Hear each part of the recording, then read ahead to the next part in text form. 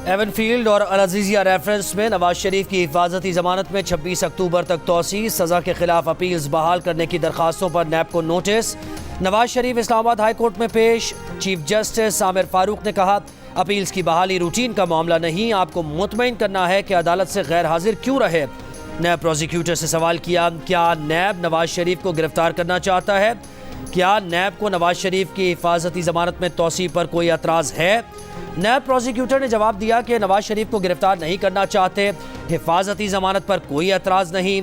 Chief justice Aamir Farooq ने कहा, नैब अगर समझता है कि रेफरेंसेस गलत दायर हुए तो वापस ले लें। नवाज शरीफ के वकील आजम नज़ीर तारड़ ने कहा, ऐसा ना करें, नवाज शरीफ पर बहुत से इल्ज़ामात लगाए गए, नवाज शरीफ को अदलिया और आइन सुरखरू करेंगे। इस्लामाबाद की एहतसाब अदालत ने नवाज शरीफ के दायमी वारंट मंसूख कर दिए। तोशाखाना केस में नून लीग के कायद नवाज शरीफ पेश, सरेंडर कर दिया। नैब प्रोसिक्यूटर ने कहा, नवाज शरीफ ने सरेंडर कर दिया, उनके वारंट मुस्तरद कर दें। वारंट मुस्तरद होंगे तो ट्रायल आगे चलेगा। दौरान समात रश पर जज मोहम्मद बशीर ने कहा, वैसे बहुत मज़ा आता है जब काफ़ी लोग जमा होते हैं। वकील सफाई बोले, लोग उनके पीछे इकट्ठे होते हैं उनके पीछे इकट्ठे नहीं होते जिन पर एतमाद ना हो। इस पर जज ने कहा, बस अब आप सियासी बात कर रहे हैं। इस जुमले पर अदालत ने कै कहे। नवाज शरीफ की कानूनी टीम ने अदालत में 10 लाख रुपए के जमानती मचलके भी जमा करा दिए।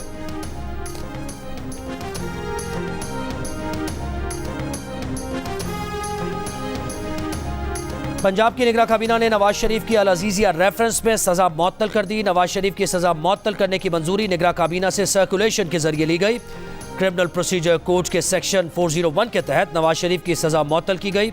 वज़ीर आला पंजाब मोहसिन नकवी का कहना है कि नवाज शरीफ की सजा से मुताल्लिक उस्मान बुज़दार हुकूमत में दरखास्त आई थी, जिसे बगैर सुने मुस्तरद किया गया।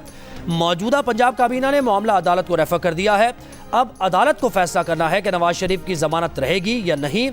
401 के तहत पहले भी ऐसा होता रहा है। 2019 में नवाज शरीफ की लंदन रवानगी से कबल भी इसी कानून के तहत सजा मुअत्तल की गई थी।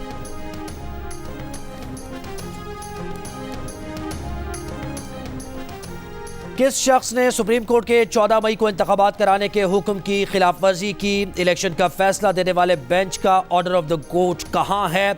ऑर्डर वो होता है जिस पर सब जजेस के दस्तखत हों। चीफ जस्टिस काजी फायज ईसा का मुल्क भर में एक साथ इंतखाबात कराने के केस की समाअत के दौरान वकला से मुकालमा। फारूक एच नाइक ने कहा कि 14 मई के इलेक्शन का फैसला देने वाला ऑर्डर ऑफ द कोर्ट मौजूद ही नहीं।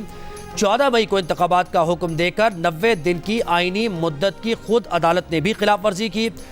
चीफ जस्टिस ने रिमार्क्स दिए, यही तो समझ नहीं आ रही कि इंतखाबात कराने का क्या ऑर्डर था। ये वही केस है जिसमें बहुत से जजेस ने अपना अपना ऑर्डर लिखा। 21वीं आईनी तरमीम फैसले में इख्तलाफ मौजूद था, मगर दस्तखत सब जजेस ने किए। सुप्रीम कोर्ट सियासी मफाहमत का इदारा नहीं है। केस की समाअत के दौरान चीफ जस्टिस ने निगरां हुकूमत पर भी सवाल उठा दिए। रिमार्क्स दिए कि साफ शफाफ इंतखाबात इलेक्शन कमीशन को कराना है तो निगरां हुकूमत क्यों बनाई जाती है? मुल्क भर में इंतखाबात एक साथ कराने की दरखास्त वापस लेने की बुनियाद पर खारिज कर दी गई।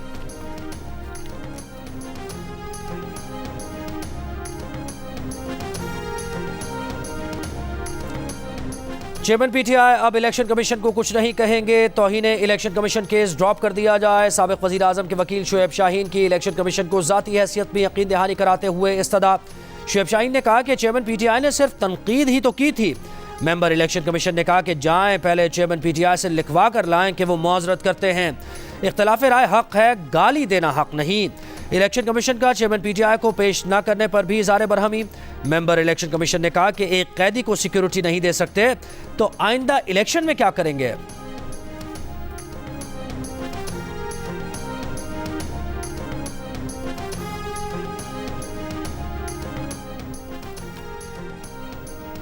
साफा केस में चेयरमैन पीटीआई की जेल ट्रायल के खिलाफ इंट्रा कोर्ट अपील मुस्तरद। इस्लामाबाद हाई कोर्ट के डिवीजन बेंच की रजिस्ट्रार ऑफिस के एतराज़ात के साथ समाअत। जस्टिस मियां गुल हसन औरंगजेब ने रिमार्क्स दिए कि अभी हम आपको कोई उबूरी रिलीफ नहीं दे सकते। ये दरखास्त काबिल समाअत है या नहीं, इसका फैसला भी बाद में होगा। किसी शख्स के लिए रूल्स की खिलाफ वर्जी नहीं कर सकते।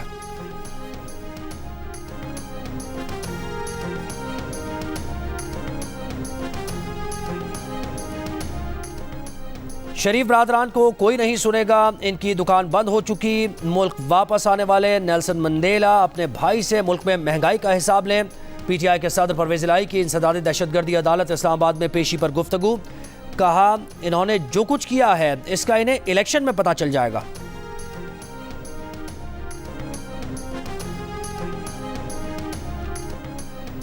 Army chief general Asim Munir की फ़लस्तीन के सफ़ीर अहमद जवाद से मुलाकात। गाज़ा में जारी जंग में फ़लस्तीनियों के जानी नुकसान पर इजहार ताज़ियत। 1967 से पहले की सरहदी बुनियाद पर कायम फ़लस्तीनी रियासत की हिमायत का इरादा। ISPR के मुताबिक आर्मी चीफ ने इसराइली फ़ौज के अस्पतालों, स्कूलों, इमदादी कारकुनों और शहरी आबादी को निशाना बनाने पर तशवीश का इजहार किया। आर्मी चीफ ने कहा कि गजा से फ़लस्तीनियों का जबरी इनखला इंसानियत के खिलाफ जराइम का अक्कास है। पाकिस्तान की गौरी वेपन सिस्टम की कामयाब लॉन्चिंग का मकसद आर्मी स्ट्रेटेजिक फोर्सेस कमांड की ऑपरेशनल और तकनीकी तैयारी को जांचना था। सदर, वज़ीर आज़म और अस्करी क़यादत ने मिसाइल लॉन्च की कामयाबी पर ट्रूप्स, साइंसदानों और इंजीनियर्स को मुबारकबाद दी।